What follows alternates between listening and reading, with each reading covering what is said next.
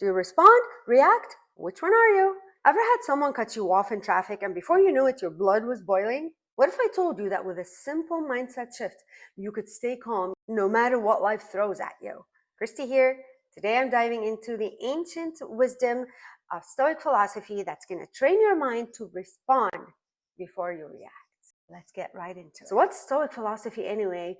Honestly, until very recently, I had never heard of this, but funny enough, I'd been practicing a lot of the tips in my day-to-day life unknowingly. Stoics acknowledge that people don't have control over everything or even much of what happens in life. And worrying about things that are outside of our control is unproductive and even unreasonable. It's irrational because you can't change something that you cannot control. So this is, in a nutshell, what Stoic philosophy is about. Let me start off by clarifying the difference between reacting and responding. Reacting is impulsive and emotional. Responding is deliberate and thoughtful. It's rational. Once upon a time, there was a Roman emperor who was called Marcus Aurelius, who happened to also be a Stoic philosopher. Here's what he said: you have power over your mind, not outside events. Realize this and you will find strength. This kind of reminds me of my YouTube journey because I know we all want, especially small creators, we want to get monetized, we want to get a lot of views, we want to get the 1,000 subscribers, but sadly, we can't control that. We can't control any of that. We have no power. We can't force people to subscribe to our channel. We cannot force people to watch our videos. We can't force people to watch all the way to the end. We don't control that. What we do control, though, is what we do. We don't control the outcome. We control consistency, trying to give value to viewers, posting content that the viewers want to watch. We can't control whether they watch till the end of our videos or not, whether they engage, whether they subscribe. Now let me ask you, have you reacted to something only to regret it later? If so, comment yes below and tell us all about it. So now that we've got the definitions out of the way, let's talk about how you train your mind to respond rather than react. First thing you can do is pause before speaking or before reacting.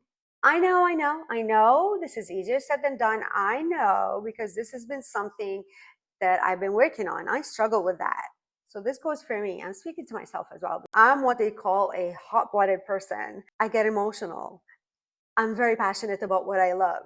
A little tip to help you with this is to practice what they call the 3-second rule. Have you heard of it? Before you react or before you respond, take a deep breath. Take a deep breath and ask yourself, will this matter to me in a week from now? As a matter of fact, will this matter to me tomorrow morning? And I bet you that more than 50% of the time, the answer is going to be no. It won't matter. So how about you try this approach? Or maybe you already do it. If so, share your experience with us in the comments. The second thing you could do to train your mind to respond rather than react is to detach yourself from your emotions. Oh, I know, this is a big one. I struggle with this so much, being hot-blooded and all. So now you're saying, what are you talking about, Christy? How do I detach from my emotions? It's who I am. They're a part of me. They make me up. Yeah, I totally understand that. So let me tell you how you could potentially do that. There are 4 ways that you could actually train yourself to do that. Let me tell you right off, it's not going to happen overnight, and it's going to take a lot of work from you, just like working on your mindset. First thing you could do is use negative visualization. Ooh, now what does that mean? The Stoics actually practiced this. They were imagining the worst case scenario in advance in order to reduce emotional shock. What? What does that even mean? Visualize the worst case outcome. Imagine the absolute worst thing that could happen if you let your anger control you. Imagine the damage it could cause to your relationships, whether it's work relationships or family or loved ones, friends, whatever kind of relationships, if you always react with anger. Believe it or not, at some point, you will also lose self-respect and you will lose respect of others. They're going to stop respecting you. Worst of all, you could make irrational decisions. So when you think of anger this way, it's going to help you better control it. Of course, you need a lot of practice, which brings me to my next point. Shift your perspective. Visualize how much worse it could have been. This in turn will help you see that your current situation is not as horrible as you feel it is. And I've been doing this lately. It's not easy. It takes a lot of work, and you have to work on it every single day. Let me give you a quick example. Something that happened to me, I think last year. So I had just bought my car, and one day we were at a red light. What do we do when we're at the red light? Of course, we're law-abiding citizens, so we stop and wait until the light turns green before we drive and allow our car to move again. Next thing I know, my husband was driving, and we had our daughter was with us, of course. Out of nowhere, the car shook like there's an earthquake. There was a loud bang, and I heard cracking of metal, and I was freaking out. What in the world is that? Now, thank you, Jesus, none of us got hurt. But because you're just sitting there peacefully, minding your own business, last thing you expect is something like that, right? So naturally, you're scared, you're shocked, you're angry. So my husband got out of the car. Obviously, we realized someone behind us hit our car. My husband got out of the car quickly, and he spoke to the guy, and he told him, let's go. There was like a cafe nearby right after the light. Let's go park in the parking lot and have a talk. I actually got out of the car because I wanted to see the car that I just bought a month ago. It's a brand new car. You know, it's like a little kid having a toy, a new toy he or she's excited about. You know, you don't want this toy to be damaged. So anyway, I reacted, unfortunately, because something very unexpected happens, especially if it's a negative event. You're shocked, and this causes anger. Resentment, if you want. So I reacted, and I was telling the guy, the man, what in the world is wrong with you? Where were your eyes? What were you doing? How could you hit us on a red light? You know, like, that's the tone of voice I was speaking in. I wasn't like literally screaming. I don't say bad words or anything, but I mean, you know, and then I realized, what am I doing? Get back in the car. Your daughter was scared. My daughter was scared, and I told her I'll be right back. I had to calm myself down. But for a minute, I reacted, you know, like I had to get it out of my system. And then I went back in the car, and I was comforting my daughter, because my daughter was like, Mom, I'm scared. And when it first happened, of course, my daughter was scared, like, and she started crying. So I had to comfort her. All that to say, thank the Lord. When I got out and saw my car, there was nothing. I think there was a tad tiny scratch that my husband was saying, you know, it doesn't really show. But I mean, I reacted. Sadly, I reacted. The guy's car was like, his front bumper was smashed, needed to be changed. So you know what? Now that I think back of it, I say it could have been so much worse. That's the shift in perspectiveness. When something bad happens to you at the moment and you react or you get angry, take that as a learning lesson for the next time something like that happens, and think about it. In this case, so much worse could have happened. My bumper, my back bumper, could have been smashed completely. Thank the Lord it wasn't. I didn't have to change it, because, you know, they don't fix bumpers. I don't know if you're aware.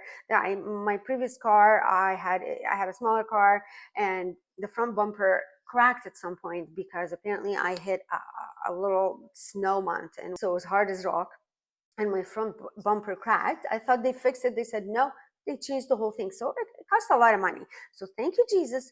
My bumper in the back was not, you know, wasn't damaged, but even worse, we could have been hurt. You know, it's a car accident. It's not a joke. But the worst part is that you're sitting there minding your own business, and out of nowhere, someone causes damage to you one way or another. The shift in perspective is, think back and remember and realize and admit to yourself and appreciate the fact that it could have been so much worse. Another thing you could do in order to detach from your emotions is understanding and accepting the fact that you can't control everything. So Stoic philosophy believes that anger stems from unrealistic expectations. When you have unrealistic expectations, when you think you can control everything, and then you happen to be in a situation where you cannot control, where you lose control, you get angry. Another thing you could do is practice, practice, practice. Practice makes perfect. The more you practice, the less control anger will have over you when you run into a situation that is unexpected. So by consistently practicing, you're going to strengthen your ability to respond rationally rather than emotionally. Does that make sense? Let me know in the comments what made sense to you and what doesn't make sense. What do you think you can apply on yourself, and what do you think is impossible? By the way, nothing is impossible, okay? So how do you train yourself daily? Is this something you can even develop? Absolutely. One of the ways that could help you with this is journaling. When I was younger, I used to do a lot of journaling, although back then I had never even heard of the word journaling, you know, but it came to me naturally. I'm a person who used to have a hard time expressing herself because I was so shy and reserved. So I expressed myself with writing. I used to take I had a diary or even any paper that comes across my way whenever I'm not feeling good, depressed or down or angry or anxious. I used to write my thoughts down. I used to write my feelings down, and there's power in that. There's power in reading your thoughts. When you see them on paper and you read, you write what you're feeling or what you're thinking today, you come back tomorrow or in a week or even a month or a year from now and you read that, there's some healing power. I don't know how to explain it, but I just know it's a healing power. Might not work for you, it worked for me. Another thing you could do is meditate. I meditate on the word. I meditate on prayer. I speak to my Lord all the time, especially when I'm angry or feeling really down. Prayer for me is everything. It helps me make decisions. It helps me stay wise. It helps me react less. Not that I'm perfect, far from it. I still need a lot of work. It's a daily work. I think life is a journey of learning and self improvement.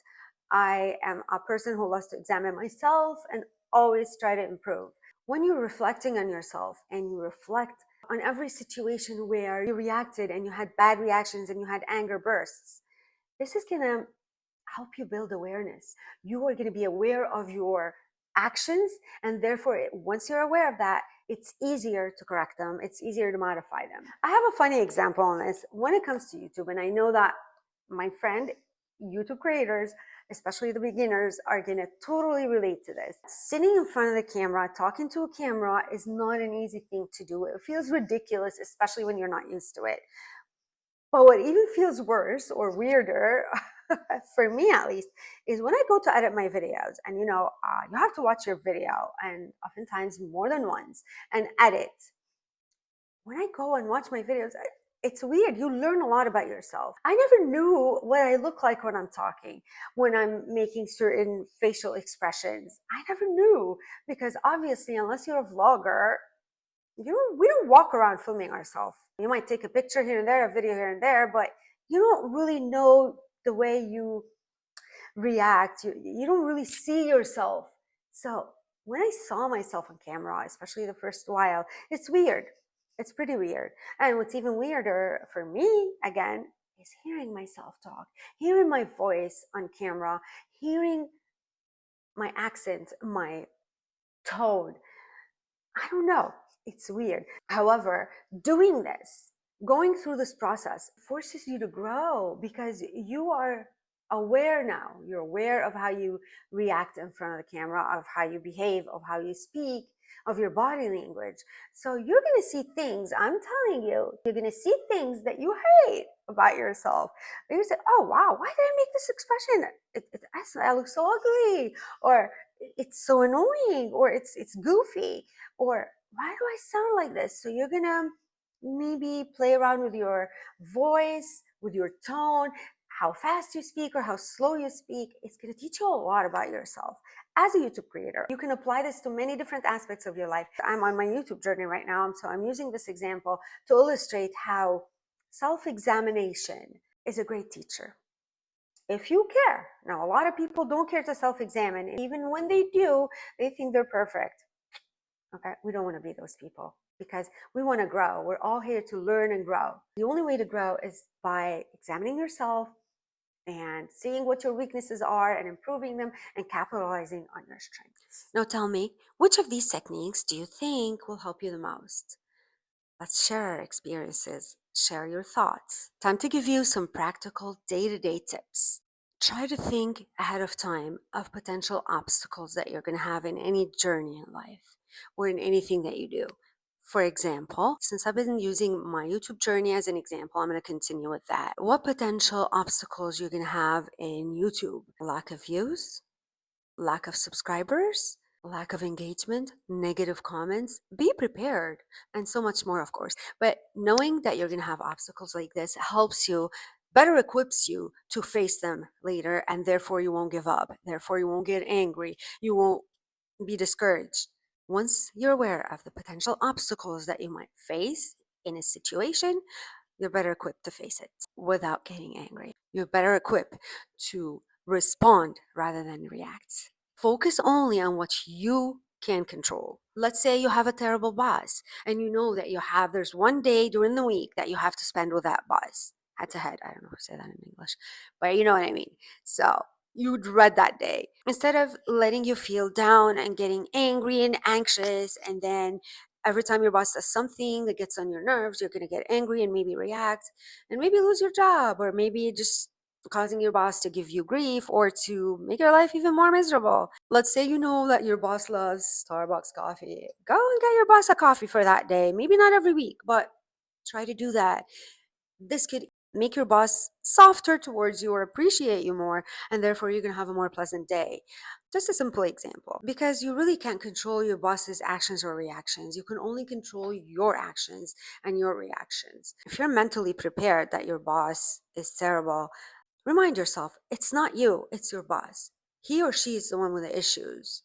So when you think of it this way, it makes it easier to control yourself and stay calm in stressful or anger provoking situations. And here's a simple Stoic exercise that you could do daily to help yourself.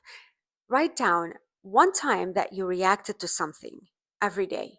I'm sure every day you could find an example, especially at the beginning, that you're reacting rather than responding to situations or to people. And think about how you could have responded better to that. This will help you build self awareness. How about you try to apply these tips for 1 week and then come back to this video and comment below and let me know how that went. My friend, the world around you will never stop testing your patience, but you can always control how to respond, or you can try to control it as much as possible. So are you ready to start your Stoic training today? Hit the like if this video gave you value, if you learned something new, or if you just could relate, and subscribe for more content like this. I appreciate every single one of you. Thank you so much if you watched to the end. I'll see you on the next one.